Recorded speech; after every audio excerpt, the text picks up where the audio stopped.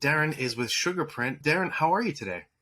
I'm doing great. How about yourself, Kevin? I'm doing great. It's Friday, the weekend's coming, and digital embellishment is blowing up, so I think things are going great. Now, Darren, tell me a little bit about yourself. We met at Amplify. You blew me away with a lot of the insights that you had around the world of digital embellishment. Tell me a little bit about yourself and SugarPrint and everything that you're doing in this industry, especially regarding to digital embellishments. Sure. We started as a trade finisher, so we were really heavy in the traditional embellishments, the foil and embossing, die cutting, special effects. It was about 2 years ago we started SugarPrint and really thought digital embellishment is the future. There is a place definitely for traditional foil and embossing yet, but digital really allows us to get into that short run, high-end work. Sure. So how long have you been in the traditional embellishment? How long have you been in the digital embellishment?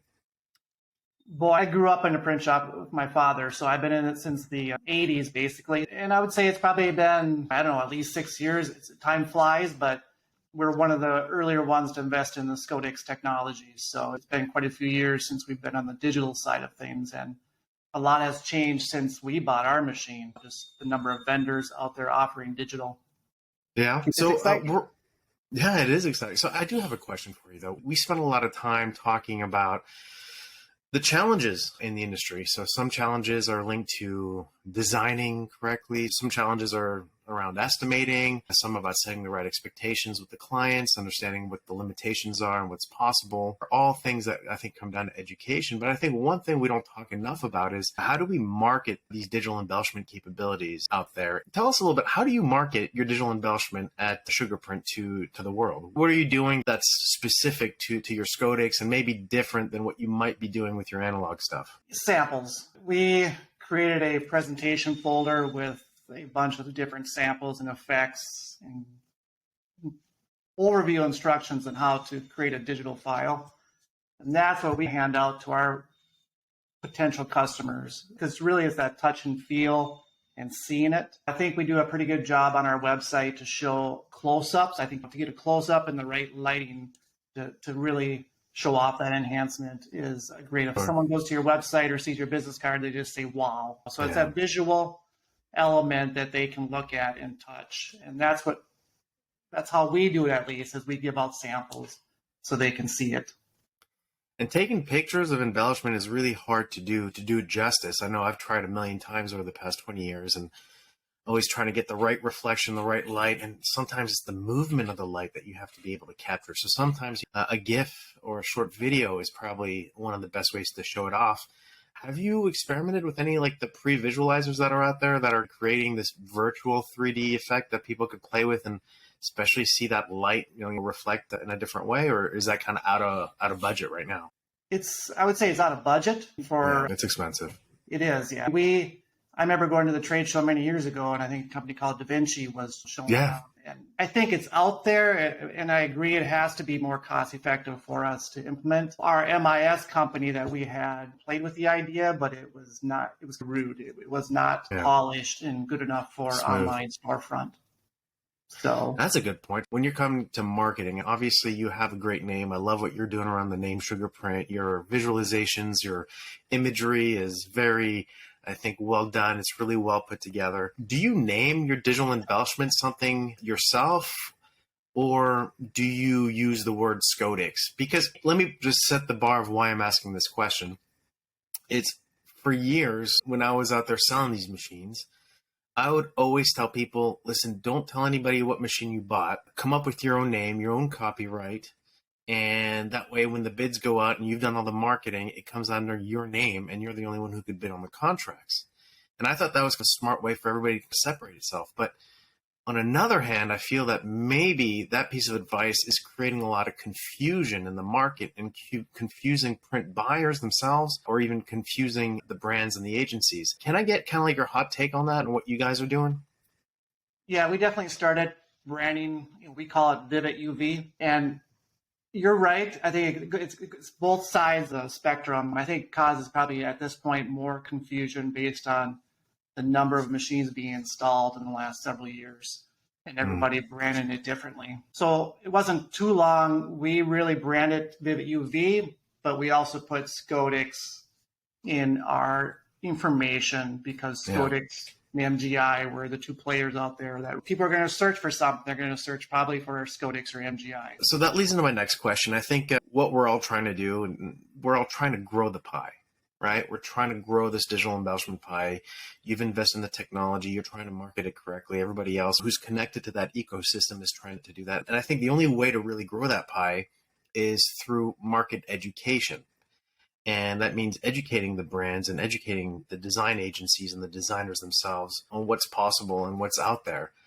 My question to you is, whose responsibility do you think it is to educate that side of the market? Is it the brands and agencies themselves that need to go out there and take the onus to educate themselves? Is it the printer's job? Is it the manufacturer's job? Who do you feel should be really banging the drum for this kind of stuff to grow the pie? I think it's us that have the equipment along with the manufacturers to educate the agencies and print buyers. I think it takes all of us, I think, to do it, but I think the brunt of it is us that have the machines that understand it and what's capable of and what's not capable of in a digital world. But also manufacturers, I think, initially weren't doing it, and I think that has changed also in the last few years. They're trying to reach out to ad agencies. I think the more online storefronts you see with the technology and showing pictures, I think starts to educate the print buyers as well. That's why I asked, because if people are going to look for Vivid UV and then they're also going to type in Scodex, that means that they know to look for Scodex, meaning that somehow that they're educated in a way that they understand the technology that's out there. If you were to put a barometer in terms of the people that you talk to on a regular basis, how familiar are people with this technology right now? Let's just take like a candid shot, like from 1 to 10, 10 being like everybody knows what it is, and 1 being like, what? Where do you think right now the market is for digital embellishment for things like the Scodex that you're running? Man, I think it's pretty low. I think it's, if I had to guess, probably 20-30%. I think it's low, especially if you're not into the printing. You're not reading about print a lot. You're just buying print occasionally for your marketing purposes. Yeah, that's interesting. Low. Wow. So in a way, that's good news. That there's only one way to go. Yeah. There's definitely that's definitely that. Last little question for you, Darren. So far, a lot of really good information coming from this talk. What did you do differently now when it comes to getting out there and marketing this stuff compared to what you did when you first got it? And how has that changed over the years? You said you had it 6 years. And in 6 years, if you're an early adopter, you are an innovator. You're one of the first ones out there. I've seen your work. You do phenomenal work. It's out of this world. Can you walk us through lessons learned over the past 6 years in going to market with this kind of stuff? Quite honestly, I think we did a pretty good job right from the get-go to spend the time to learn what people struggle about, how to design for it. Initially, it wasn't too long. We spent quite a bit of time just laying out a blueprint of how you create the files and what tricks and tips you can do to create the file so it looks better on the sheet. So I don't know if we would do anything differently other than produce more samples for people to put it in their hands, because we really spent a lot of time to educate not only print buyers, but printers themselves. So that's good. If you put in the effort for the first day, I think one of the issues that a lot of printers have is they don't have marketing teams or the time to put a lot of this marketing stuff together. Do you do like direct mailings to your clients, or is it mostly just when your salespeople go out and visit or when they come in? Are you mostly relying on like SEO stuff, or is it really just getting those samples in the hands of people and getting them to fall in love? Yeah, direct mail is a good one. Yeah. We try to do social as much as we can, but yeah, I think because of that touch, I think direct mail's been. Do you play at all with the irresistible mail discounts that are given to people who do tactile and raised effects and mail? Because right now if you put like a raised varnish, you get 4% discount off of postage, which is huge if you look at, I don't know how much direct mail you do, but are these kinds of programs helping push direct mail on your Scodex today, or not so much? A lot of runs are short runs, so that any discount's great, but it's not a huge amount for a smaller mailing. So if we were doing thousands, yes, we would definitely push it. But yeah, I don't think it's something that's going to be a deal breaker for print buyers. Oh, that's a great point. Maybe I should talk to the Postmaster General about doing some incentives for shorter runs. Yes. Are you going to Printing United this year, by the way? Unfortunately, we're not going to make it this year. It's our anniversary for my wife and I. So Congratulations. Better places to go than Vegas, I'm sure. yeah. Darren, thank you so much for spending these very precious moments with us. I really appreciate your insight, and I appreciate all the work that you've been doing for the industry as a whole and pushing embellishments to the market. You're a true innovator, and we got your back if you ever need anything. Appreciate it, Kevin. Thank you. Thanks.